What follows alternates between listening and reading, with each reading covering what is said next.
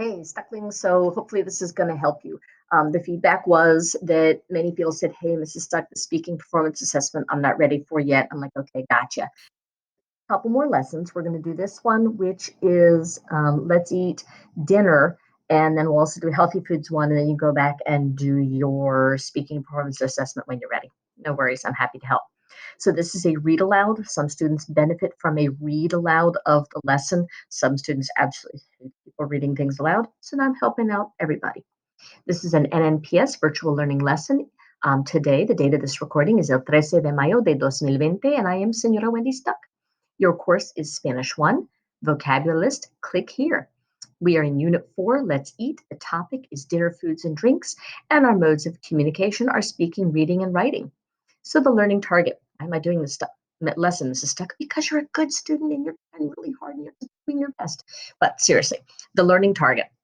By the end of today's lesson, I will be able to express what I eat and drink for dinner. I will know I am successful when I write 5 free response sentences in Spanish to describe pictures. Much of this is work from work we did before spring break. You may go back and get your answers and plug them in as long as you make the corrections that I have suggested. No Google Translate. No word reference except for one word at a time, not whole translation. Students' feedback for the speaking assessment says students need more review practice before doing the speaking assessment. If you realize you wish you had waited to do the speaking assessment, then please know you may redo it. Not a problem. Engage.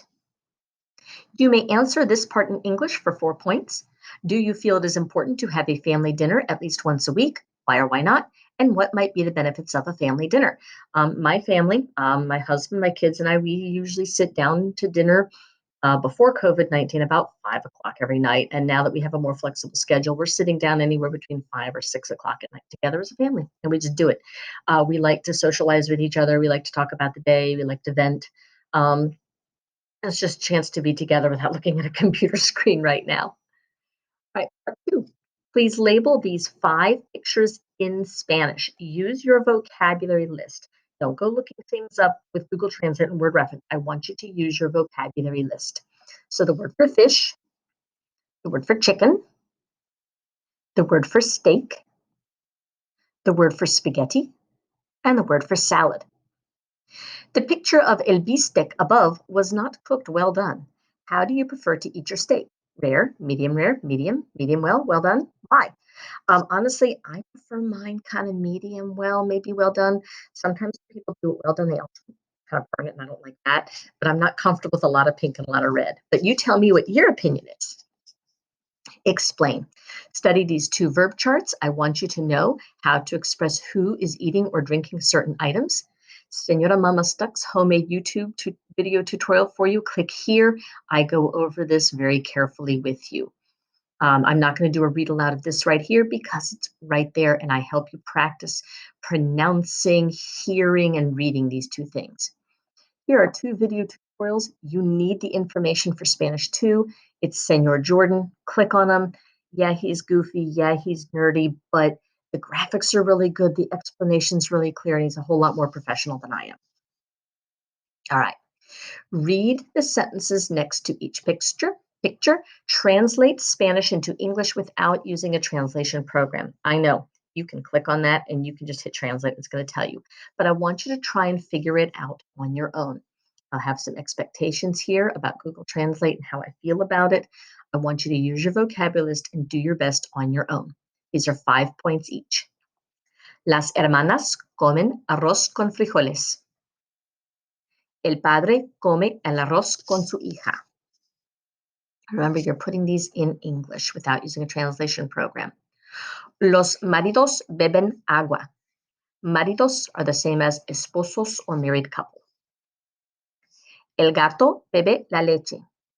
Click on this video to practice speaking with or repeating after me so that I can help you get ready for that speaking performance assessment.